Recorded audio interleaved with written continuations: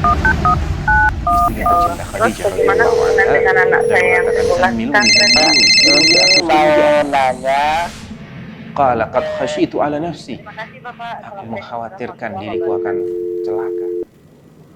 Assalamualaikum warahmatullahi wabarakatuh. Alhamdulillah hamdan katsiran thayyiban mubarakan fi kama yuhibbu rabbuna wa yarda. Pemirsa Fatwa TV, jumpa lagi kita sore hari ini Kamis ya, tanggal 18 Maret. Alhamdulillah pukul 16 seperti biasa di live interaktif meneladani akhlak Rasulullah Shallallahu alaihi wasallam. Dan program ini tentu saja diasuh oleh Dr. Sufyan Baswedan Hafizahullah Ta'ala. Alhamdulillah, apaan pemirsa, agak beribet. Baiklah pemirsa, sebelum kita mulai acara ini, Alhamdulillah kami informasikan bahwa jika ingin bergabung menanyakan permasalahannya, bisa di nomor telepon yang ada di depan sini.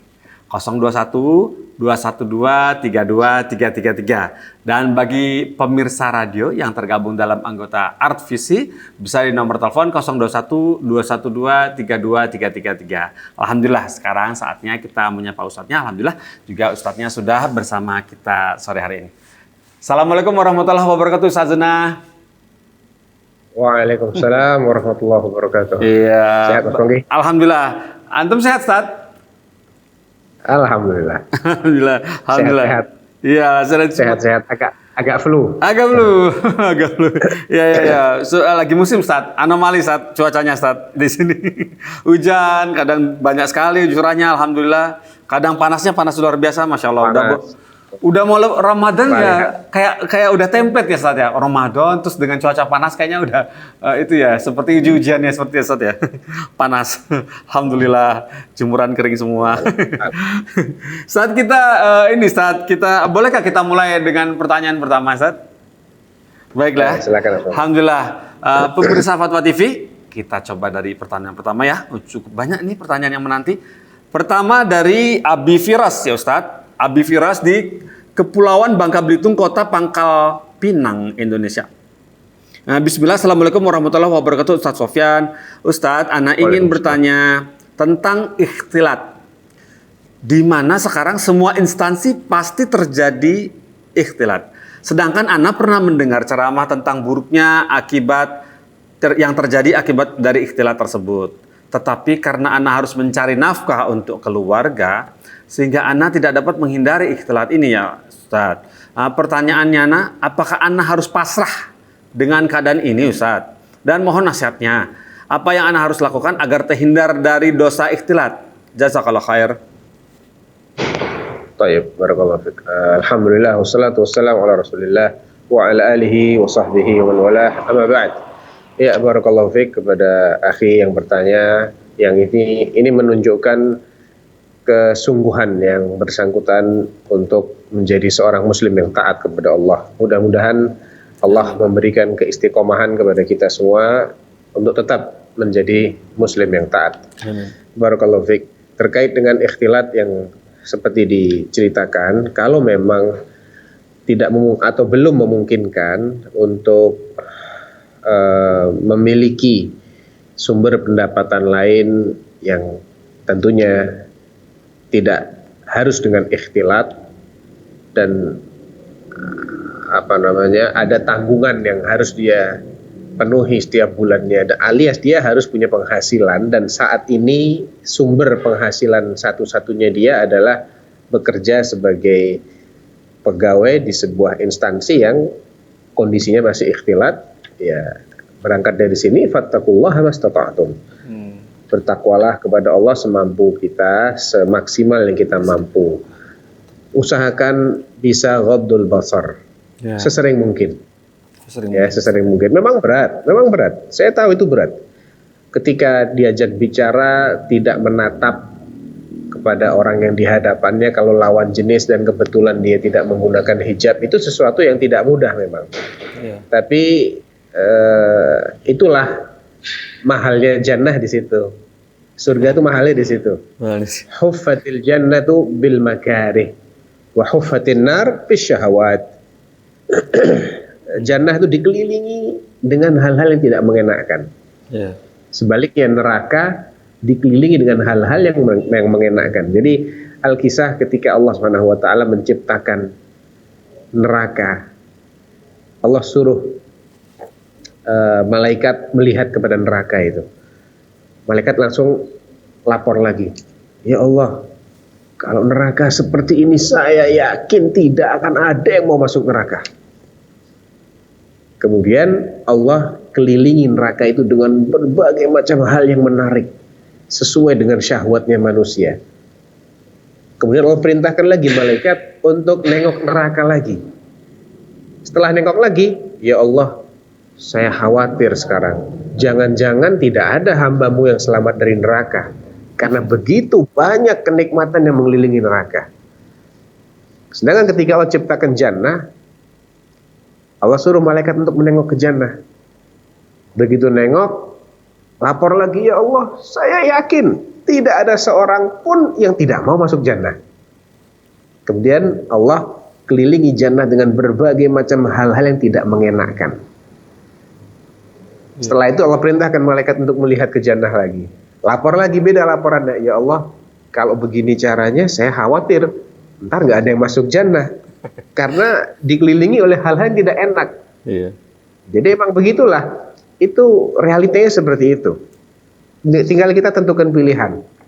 Enak di sini, nggak enak di sana, atau enak di sana, di sini kurang enak. Ya, itu pilihan lah ya. Iya, pilihan. Nah, Baiklah, barakallahu fikum Ustaz atas jawabannya. Semoga Abi Firas di Bangka Belitung bisa diambil ibrahnya ya dari bagaimana cara menghadapi situasi yang ikhtilat di kantor Bapak. Baiklah Ustaz, ini pertanyaan kedua dari Adi Chandra di Bangka Belitung juga, di Bangka Indonesia. Dan ini pertanyaan ada dua tipe yang sama Ustaz, tentang jenggot Ustaz. Tentang jenggot dengan Bapak apa Ibu nih? Zaniska Lucky Families, itu namanya Sumatera Barat, Kabupaten Agam. Ada dua pertanyaan tentang jenggot. Pertama, seperti ini.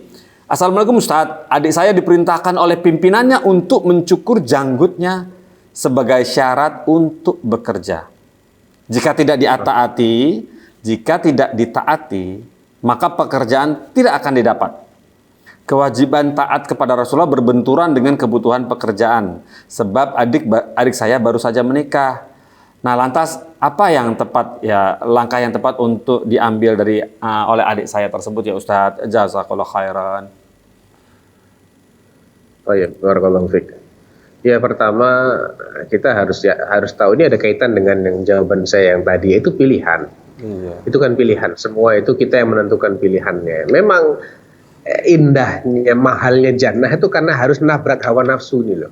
Harus korban kita. Ini korban zona nyaman. Korban zona nyaman. Itu yang jadikan surga itu mahal. Makanya nggak semua orang masuk surga. Iya. Hanya 0, sekian persen manusia yang bisa lolos dari berbagai macam rintangan ini. Iya.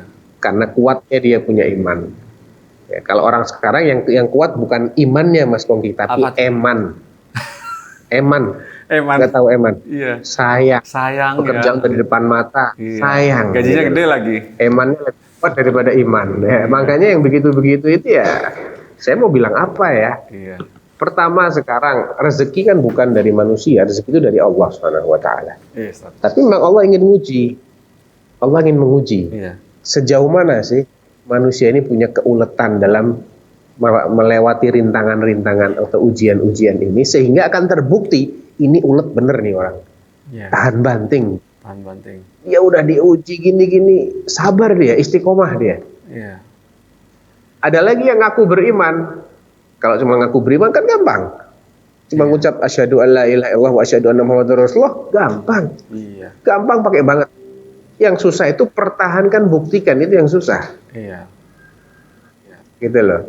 Mana yang lebih mahal bagimu?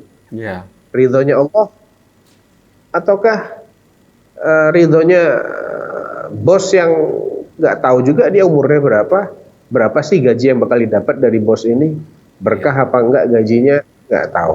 Iya. Toh pekerjaan kan nggak cuma itu. Apa dia nggak punya peluang lain, nggak ada tempat lain di dunia ini, di Indonesia ini yang mau nerima dia. Iya. Cobalah sabar dulu, bersabar, cari, berdoa kepada Allah Subhanahu wa taala. Ya mungkin hari ini jenggot suruh cukur. Nanti berikutnya kita nggak tahu. Ya. Iya. Mungkin ada lagi yang harus dia langgar gitu Iya. demi untuk mempertahankan pekerjaan. Ya, Masya Saya Allah. tidak maksa ya, hidup itu pilihan ya. Iya. Tapi saya cuma jelaskan kalau kita ingin memposisikan diri sebagai orang yang lemah iman ya silahkan aja. Iya. Toh tidak akan murtad dengan mencukur jenggot sih nggak kafir nggak. Iya. Ya dosa iya, lemah iman iya. Kalau meridhoi dirinya berposisi di lemah iman ya itu pilihan, saya nggak bisa paksa. Iya. Nah, Tapi saya akan anjurkan untuk sabar, untuk coba jangan mudah menyerah, cari lagi. Insya Allah Allah pasti akan cari jalan keluar. Walladzina jahadu fina lanahdiyannahum subulana. Orang yang bermujahadah, bersungguh-sungguh di jalanku, aku akan berikan dia petunjuk kepada jalan-jalanku. amin. Wa may yattaqillah yaj'al lahu makhraja wa yarzuqhu min haitsu la yahtasib. Ya, siapa yang bertakwa kepada Allah, Allah akan kasih jalan keluar, Allah akan kasih rezeki dari arah yang dia nggak pernah sangka-sangka. Masya Allah. Barakallahu fikum Ustaz. Masya Allah. Jawabannya Bapak Adi Chandra semoga bisa paham ya. Nah, masih ada 2 lagi tentang jenggot, tapi sebelum itu coba kita angkat ya Ustaz ya. Ada penelpon masuk nih sepertinya. Coba kita sapa. Assalamualaikum Fatwa TV. Waalaikumsalam. Assalamualaikum warahmatullahi wabarakatuh. Iya, Ibu Evi di Sulawesi Barat, betul? Berarti di Sulawesi Barat.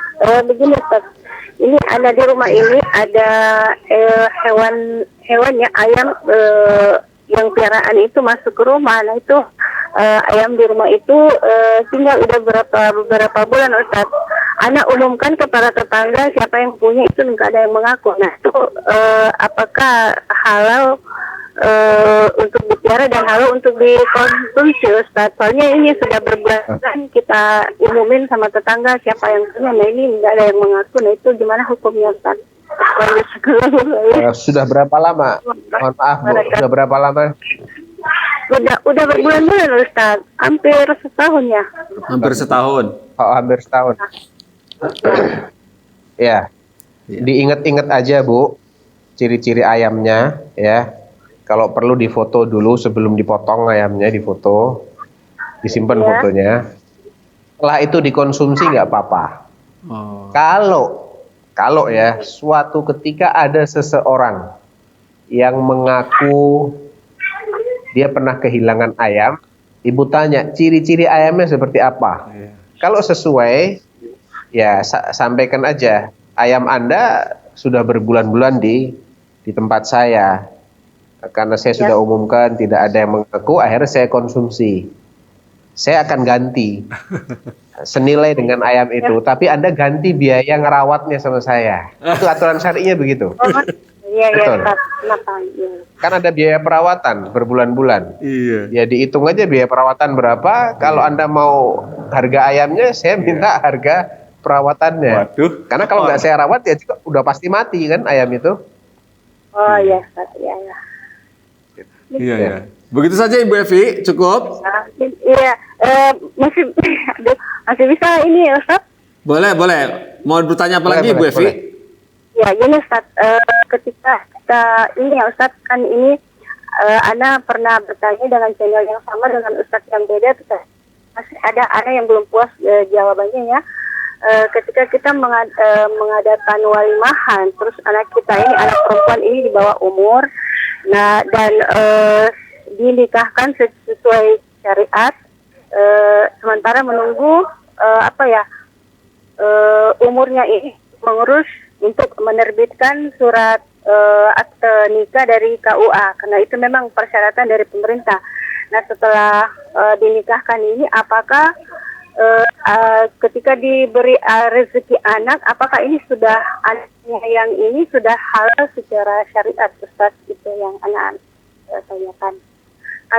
Ya, sudah lah Bu, sudah lah. Ya, Sudah. kan apabila keluarnya surat itu tidak menjadi syarat sahnya nikah menurut syariat. ya, Paham Bu? Jadi Ya. KUA, surat nikah yang diterbitkan oleh KUA atau pernikahan yang disaksikan oleh pejabat KUA itu memang lebih afdal, tapi bukan syarat. Kita harus bedakan antara mana yang merupakan syarat sahnya nikah dan mana yang sifatnya sebaiknya itu dilakukan, tapi tidak menjadi syarat sahnya nikah.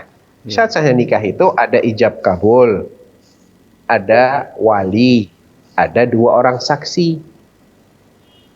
Ya, itu syaratnya.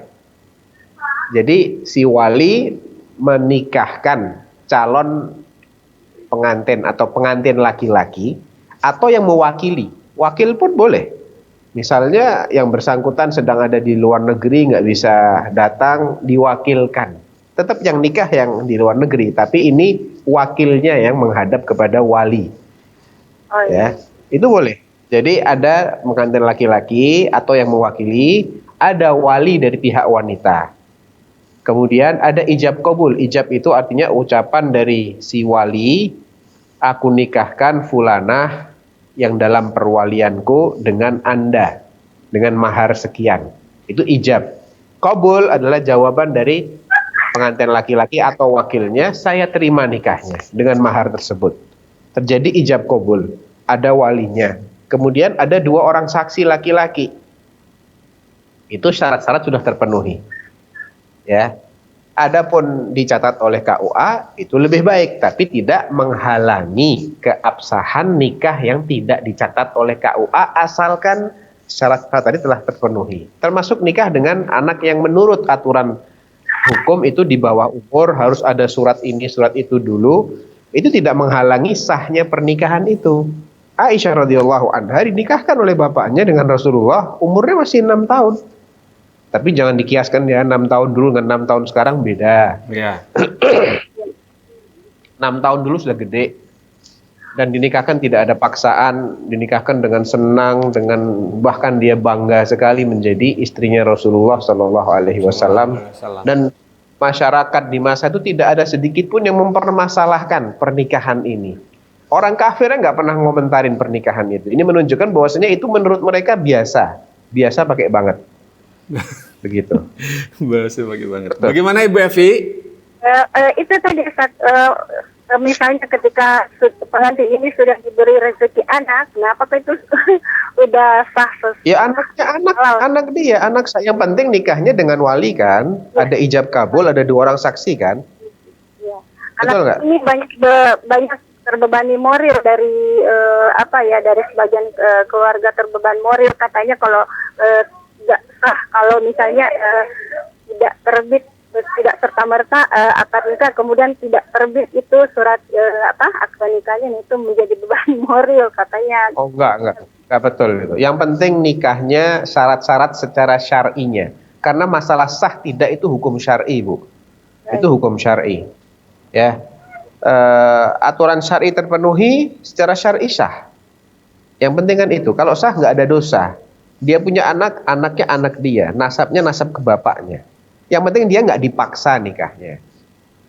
Bukan dipaksa, tanpa kerestuan, tanpa ridho dia dipaksa. Nah, kalau dipaksa nanti ada masalah lagi. Tapi intinya pernikahan itu terpenuhi, ada syarat, ada saksinya, ada 2 orang saksi, ada wali yang sah, ada ijab dan kabul, sah.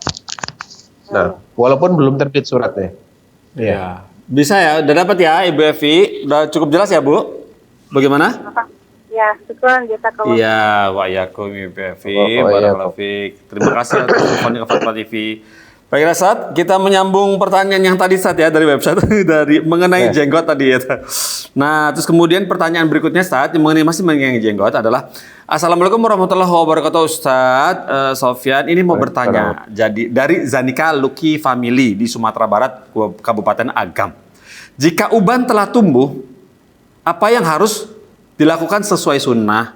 Kategori uban yang bagaimana yang disunahkan mewarnai selain warna hitam? Dan jenis pewarna apa yang sesuai sunnah? Jazakallahu khairan. Tayyib, barakallahu fiik. Pertama dilihat pada orang yang beruban ini, apakah memang normalnya orang seusia dia sudah beruban atau karena kelainan.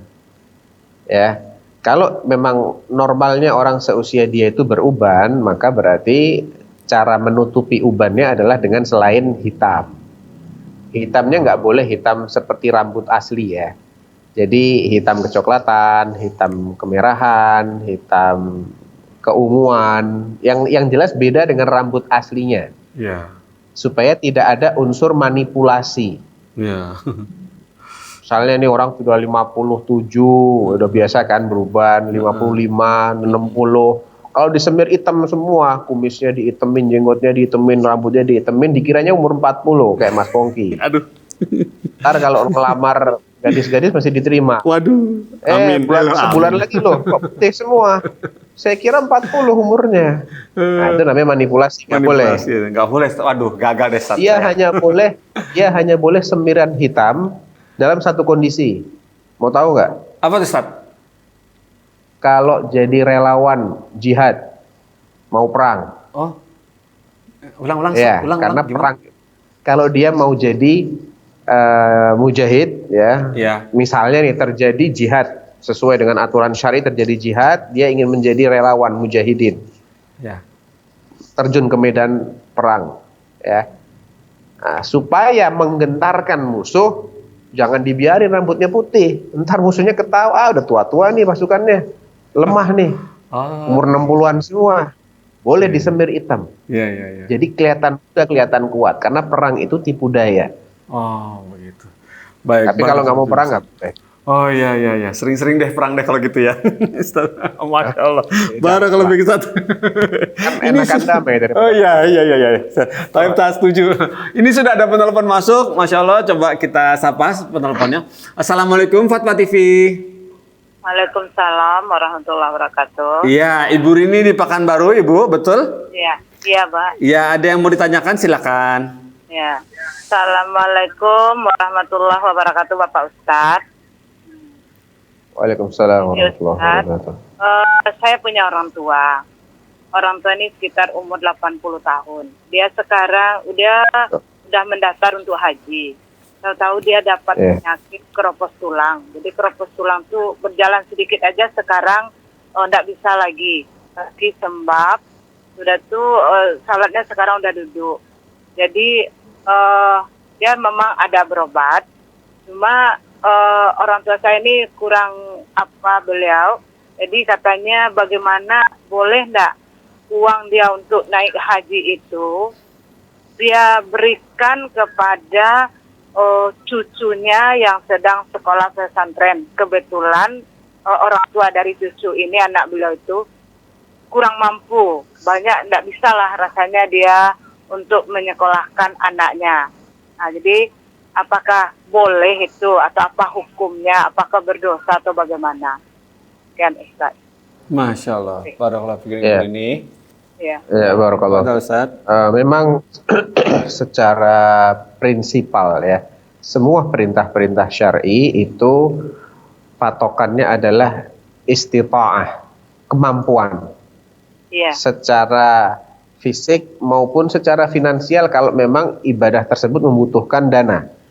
Iya. Kalau ibadahnya tidak membutuhkan dana, maka fisiknya dia mampu nggak melakukan itu. Ketika tidak ada kemampuan, maka perintah itu akan dikurangi sampai ke taraf yang dia mampu saja. Iya. Nah, dalam hal ini fisik sudah tidak mampu kan ya? Iya. Melihat sekarang tidak mampu. Betul kan? Fisik nggak mampu lagi karena berjalan nggak mampu. Tapi bila udah ada dua pilihan. Ada dua pilihan. Pilihan yang pertama, dia dihajikan. Jadi haji badal. Pembiayaan haji itu diberikan kepada orang yang bisa menghajikan dia. Iya. Jadi uangnya itu sebanyak biaya orang itu pergi menghajikan itu, Ustaz. Untuk masalah itu saya kurang tahu ya detailnya ya. Mungkin bisa ditanyakan ke Ustadz Arifin atau yang lain. Apakah kalau harus banyak itu sih enggak ya. Cuman kadang yang jadi pertanyaan adalah apakah yang membadalkan itu harus berangkat dari Indonesia juga atau bisa siapa saja?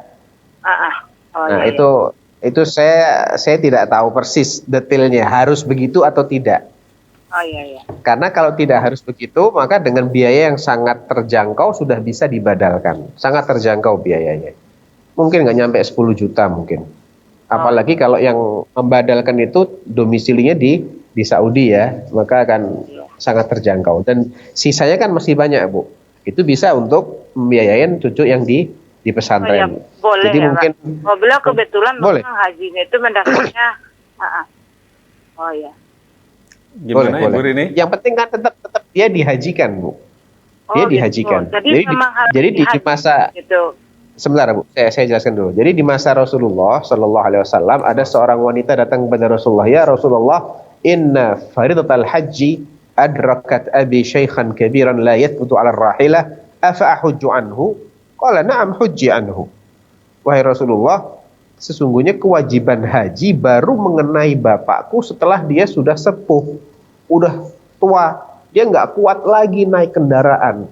Bayangkan dari Madinah ke Mekah itu bisa 9 hari, 10 hari naik onta. Sangat melelahkan itu. Saking tuanya juga kuat lagi dia naik onta untuk berhari-hari. Boleh nggak aku yang menghajikannya? Ini kata anak perempuannya. Ya. Kata Nabi, "Na'am, boleh. Silahkan kau hajikan bapakmu."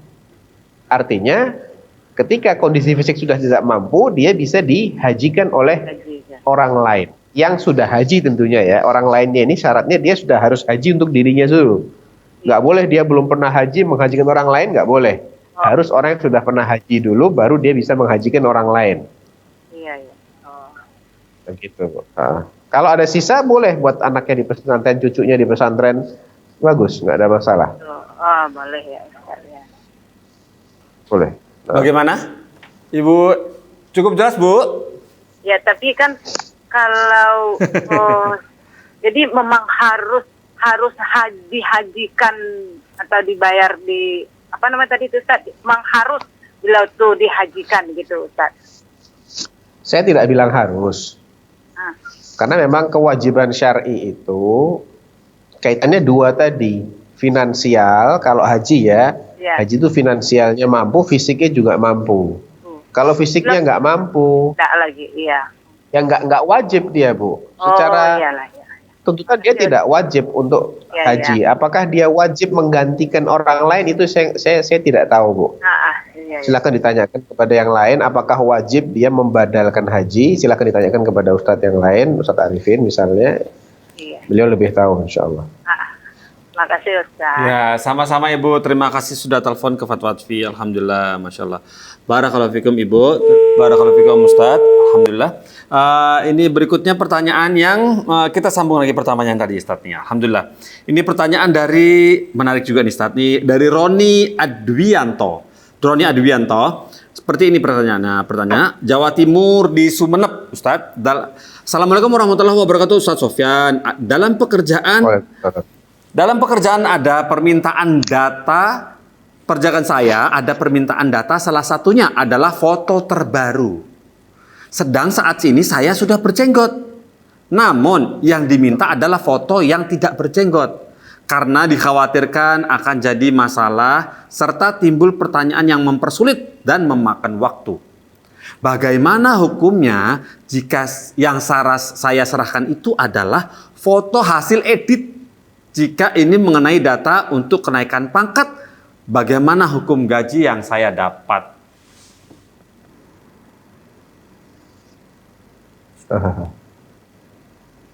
Nggak tahu, Ana. Wallahu a'lam. Allah. Baiklah, Ustaz. Baik, barakallahu fiik, Ustaz. Gajinya insya Allah tetap halal ya. Gajinya insya Allah tetap halal. Cuman itu dosa nggak? Itu yang Ana nggak tahu. Kalau gaji kan bukan kaitannya dengan foto, gaji itu kaitannya dengan kompetensi. Dia diterima dengan Kemampuan. kriterianya. Ya. Dia memang memenuhi kualifikasi dan dia kerja. Dia nggak nganggur kan? Dia kerja kan? Kerja, Ustaz. Gitu loh. Iya. Akadnya itu nggak ada kaitannya dengan jenggot atau nggak jenggot sebetulnya. Akadnya adalah dengan kerjaan dia. Gajinya insya Allah halal. Cuman manipulasinya ini, editingnya ini saya nggak tahu hukumnya. Editing.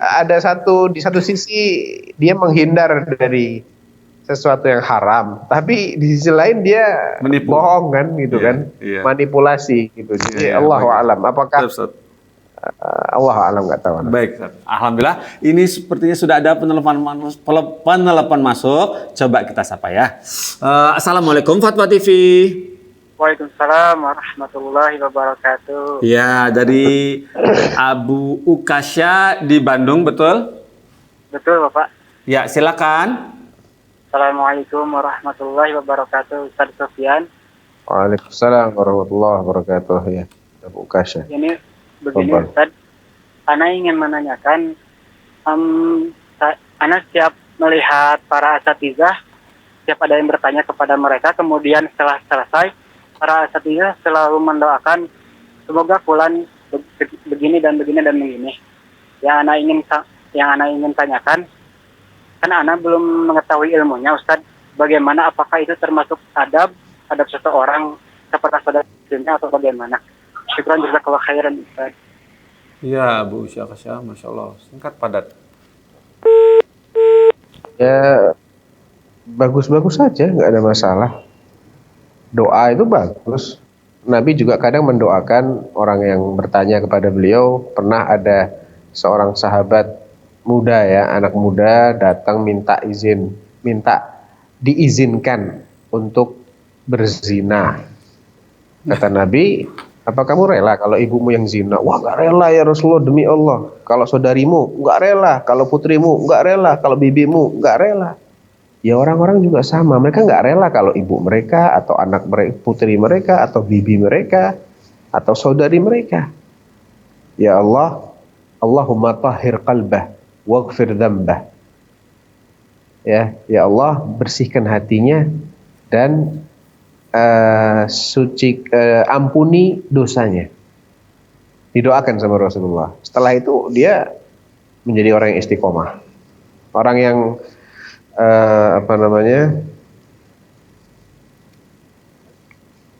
ya beberapa kali lah ya Rasulullah SAW mendoakan orang yang meminta sesuatu atau bertanya kepada beliau. Nah, Ya, Masya Allah. Seperti itu boleh. Adab Ustaz, itu ya? dong. Adabnya ya. Barakallah. Boleh, Ustaz, ya. Barakallahu fikum, Ustaz, atas jawabannya. Ini sudah masuk lagi telepon dari penanya. Coba kita sapa sekarang. Assalamualaikum Fatwa TV. Waalaikumsalam warahmatullahi wabarakatuh. Ya, dari Umu Ami di Sumatera Barat, betul? Ya betul Pak. Silakan bertanya Ibu. Terima kasih Pak. Susah sekali masuknya hari ini. Alhamdulillah. Gini Ustaz, saya bersaudara 7 orang. Dan 1 orang meninggal pada waktu masih bayi gitu.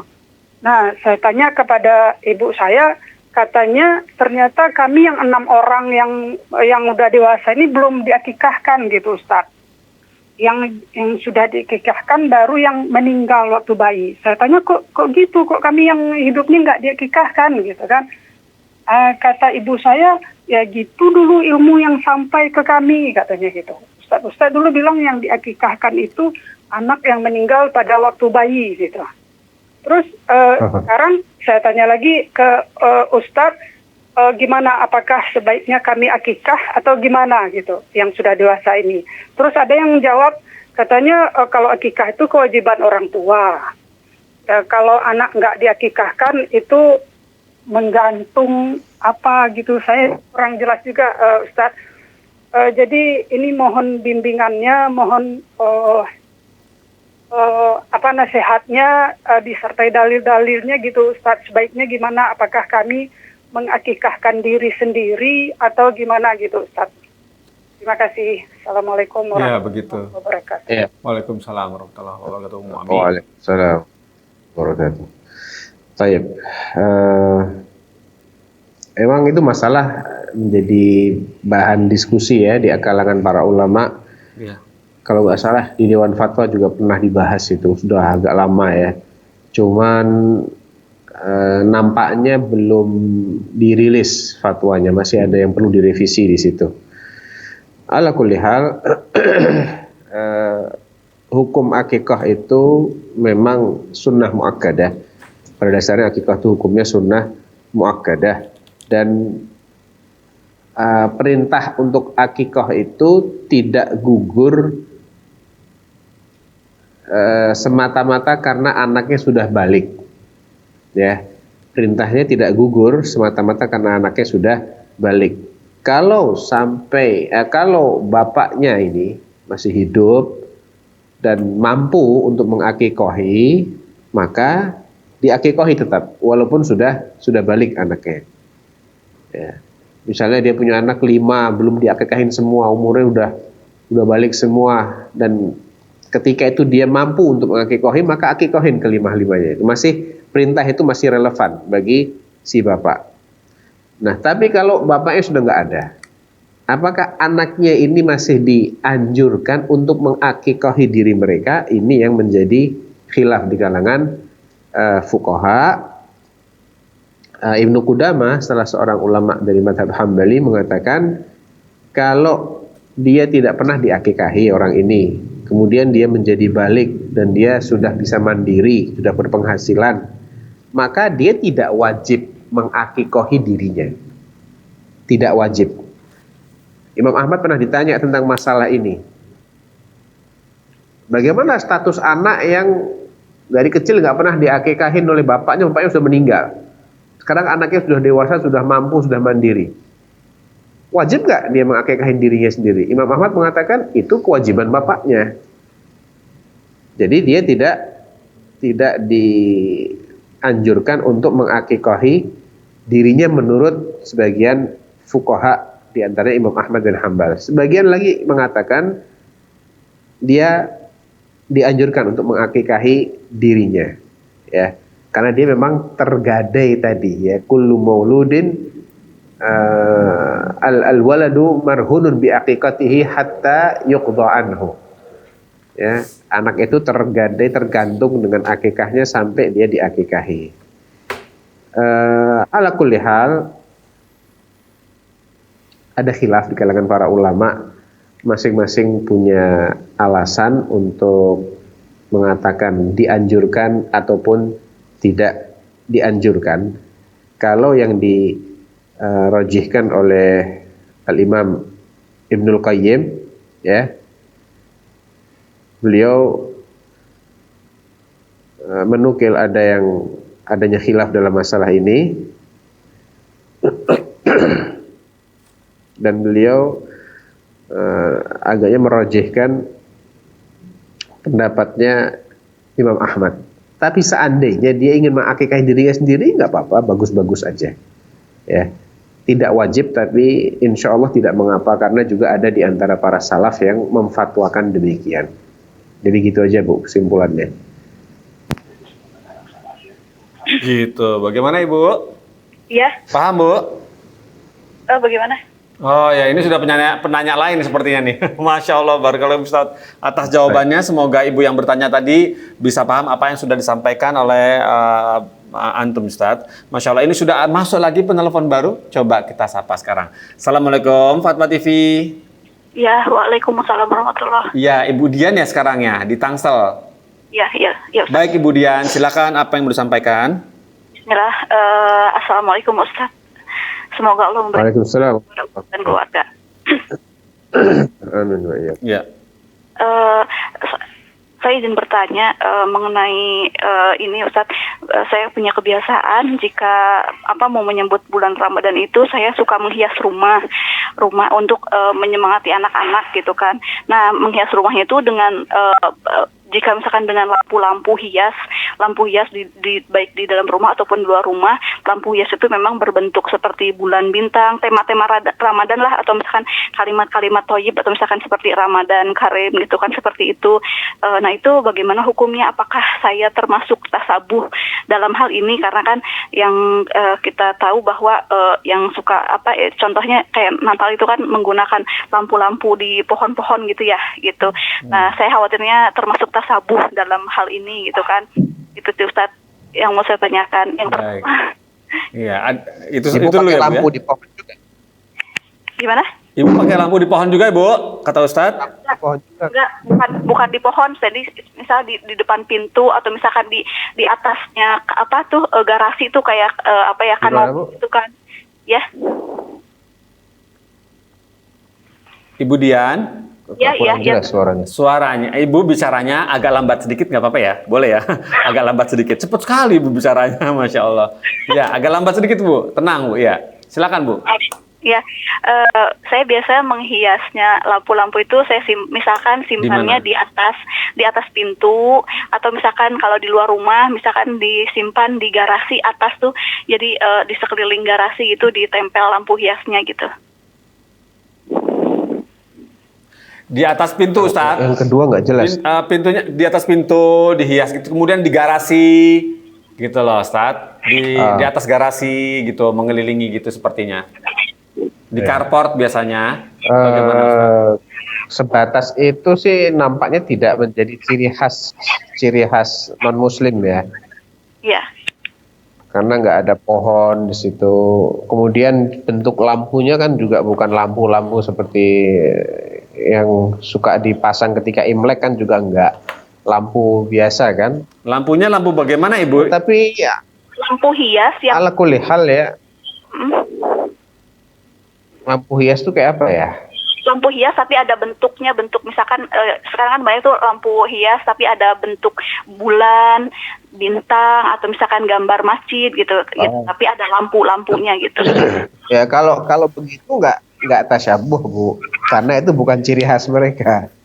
Ciri khas mereka lampunya nggak kayak gitu kan. Iya, Lampunya ya bentuknya ya bentuk simbol-simbol agama mereka lah. Iya. Kalau itu kan justru lebih menjadi khasnya kaum muslimin. Nggak apa-apa, cuman juga nggak ada pahalanya. Ya menurut Gimana, saya Ibu? sih buat apa ya masang gitu-gitu. Untuk menyemangati anak-anak, Ustadz, karena Nggak nambah pahala. Oh, Gimana, Ibu? nyemangatin anak-anak. Iya, Ya anak-anaknya. silakanlah kalau gitu nggak apa-apa. karena saya kan punya anak kecil yang masih usia 4 tahun, supaya mereka itu bahwa ini bulan Ramadan itu bulan yang spesial gitu kan. Jadi mereka itu bahwa semangat untuk di bulan Ramadan, untuk maksudnya tahu bahwa ini memasuki bulan suci Ramadan gitu, Ustaz. Jadi untuk saya berniat untuk menyemangati anak-anak aja sih, Ustaz, bahwa Ramadan itu berbeda gitu. Maksudnya lebih maksudnya mereka lebih girohnya lebih naik kalau bulan suci Ramadan gitu. Lebih seru untuk anak-anak. Ya, istilah bulan sucinya nggak tepat, Bu. Bulan suci itu 4 dalam setahun, nggak termasuk bulan Ramadan. Bulan Ramadan bulan mulia, iya. Bulan penuh berkah, iya. Tapi kalau dikatakan bulan suci nggak tepat. Oh, baik. Ya, bulan suci itu Dzulqa'dah, Dzulhijjah, Muharram, dan Rajab. Udah lewat kemarin Rajab ya. Sekarang kita bulan Sya'ban. Tapi bulan istimewa, bulan penuh berkah, bulan terbuka pintu-pintu surga, bulan orang memaksimalkan ibadah, setan dibelenggu, itu semua ada dalilnya. Baik. Nah, nggak apa-apa, kita semangatin itu nggak apa-apa. Oh, insya Allah. Ya. Ya. Cukup, Ibu Dian? Ada lagi, Ustaz. Oh ya, boleh cepat. Boleh. Satu lagi boleh cepat, Bu. Boleh. Ya, mengenai ruqyah. Ruqyah. Nah, ruqyah yang sesuai syar'i itu seperti apa? Karena saya rencana ada mau meruqyah saudara gitu kan. Yang khawatirnya salah gitu kan. Nah, dan ciri-cirinya ruqyah yang sesuai syar'i itu seperti apa? Dan jika misalkan nih saya misalkan sudah mendapat orang yang bisa meruqyah, nah dan dia menarif gitu kan. Misalkan contoh sekian gitu kan, menarif untuk biaya ruqyahnya. Nah, itu bagaimana ya, Ustadz ya? Apakah memang diperbolehkan atau tidak gitu? Gitu saja, Ibu. Baik, ditunggu jawabannya, Bu ya. Ya. Baik, Barakallahu fikum sudah telepon ke Fatwa TV. Tafadhol, Ustaz. Ya, Assalamualaikum. Ya, ruqyah yang syar'i itu adalah ruqyah yang menggunakan doa-doa yang ma'thur yang diajarkan oleh Nabi Shallallahu Alaihi Wasallam atau dengan ayat Al-Quran. Ya, bacakan Al-Fatihah, bacakan Ayatul Kursi, bacakan Al-Ikhlas, Al-Falaq, An-Nas, atau ayat Al-Quran secara umum. Ya, dibaca kepada orang yang sakit. Itu namanya ruqyah. Atau doa-doa yang diajarkan oleh Nabi, Allahumma adhibil ba'sa rabban nas, washfi antas syafi, la shifaa illa shifaa'uk, shifaan la yughadiru saqaman. Demikian juga as'alullahal azim rabbal arsyil karim an yashfiyaka. Diulang-ulang sampai 7 kali. Ya, atau doa dalam bahasa Indonesia juga boleh, karena intinya ruqyah itu adalah bacaan, termasuk juga doa yang dipanjatkan oleh seseorang untuk orang yang sedang sakit agar Allah menyembuhkannya. Boleh nggak pasang tarif? Boleh. Karena ruqyah itu amal, boleh. Amal yang ada manfaatnya. Yang dia jual tuh bukan ayatnya. Bukan ayatnya, bukan, tapi manfaat. Seperti boleh nggak jadi guru ngaji tapi minta gaji? Boleh. Karena yang dia jual bukan ayat Al-Quran ya, tapi skillnya, manfaat yang didapat oleh si pelajar ini dengan diajarin ngaji, dia jadi dapat ilmu, dapat keahlian bisa baca Quran, bisa bagus ngajinya, tahsinnya, boleh, nggak apa-apa. Orang ini dengan diruqyah dia mendapatkan manfaat, yang masukan jinnya hilang, yang sakitnya berkurang, sembuh, boleh. Oh, boleh. Jadi akadnya bisa begini, akadnya bisa, pokoknya yang saya jual di sini adalah pembacaan ayat Al-Quran. Pembacaannya ini sebagai ruqyah. Iya. Apakah dia sembuh ataukah tidak sembuh, itu terserah Allah Subhanahu wa taala. Dia boleh meminta tarif sekian. Bisa juga diakadkan ju'alah. Ju'alah itu seperti yang terjadi di masa Nabi Shallallahu Alaihi Wasallam. Ada kepala suku tersengat binatang berbisa, mereka bingung cari-cari siapa yang bisa meruqyah. Datanglah kepada salah seorang sahabat. Sahabatnya bilang, Kak, saya tidak akan ruqyah kecuali kalau Anda siap memberi saya sekian ekor kambing. Yang bersyaratkan seperti itu. Akhirnya diruqyahlah, dan begitu diruqyah sembuh, dapatlah kambing. Ya, Masya Allah. Jadi boleh, kalau sampai dia sembuh setelah saya ruqyah, saya minta sekian loh ya. Oke, setuju, boleh. Jadi bisa diakadkan di depan, bisa diakadkan kalau sembuh saya minta sekian, kalau enggak ya enggak. Kalau yang pertama itu akadnya dia akad menjual manfaat. Menjual manfaat.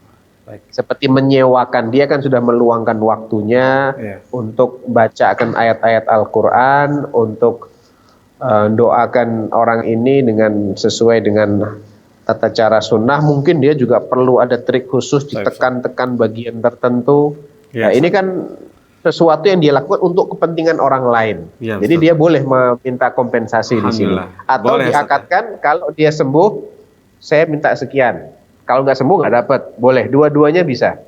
Salah satunya yang dipilih. Bisa begini, bisa begitu. Nah, baiklah, Masya barakallahu fikum Ustaz atas jawaban antum yang tadi kepada Ibu yang tadi bertanya tentang ruqyah, mentuntaskan acara kita sore hari ini, Ustaz. Alhamdulillah. Barakallahu fikum Ustaz. Alhamdulillah. Semoga pekan depan antum masih bersedia kami ganggu lagi untuk jawab pertanyaan yang seabrek. Masya Allah. Barakallahu fikum Ustaz atas waktu dan ilmunya yang sudah di-sharing kepada kami semua di sini. Pemirsa Fatwa TV, kita sudah tuntas nih hari ini. Semoga kita dapat dipertemukan lagi oleh Allah di pekan depan di acara yang sama dengan Ustadz Sufyan Baswedan Hafizahullah Ta'ala. Baiklah, kita tutup acara ini dengan kafaratul majelis. Subhanallah wa bihamdik asyhadu an la ilaha illa anta astaghfiruka wa atubu ilaik. Wa assalamualaikum warahmatullahi wabarakatuh.